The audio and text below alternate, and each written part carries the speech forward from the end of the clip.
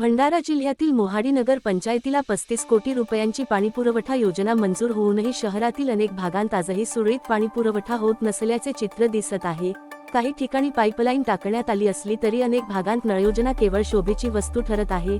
नियमित पाणी न मिळाल्याने महिलांना लांबवरून पाणी आणावे लागत असून त्यांना मोठा त्रास सहन करावा लागत आहे। उन्हाळ्याच्या तीव्रतेत सामाजिक कार्यकर्त्यांकडून टँकरद्वारे पाणीपुरवठा केला जात आहे। टँकरसमोर महिलांची गर्दी होत असून नगर पंचायतीच्या कार्यशैलीवर प्रश्नचिन्ह उपस्थित होत आहे। महाराष्ट्र लाईव्ह न्यूज पत्रकार दिलीप रेहपाडे, तालुका प्रतिनिधी, भंडारा।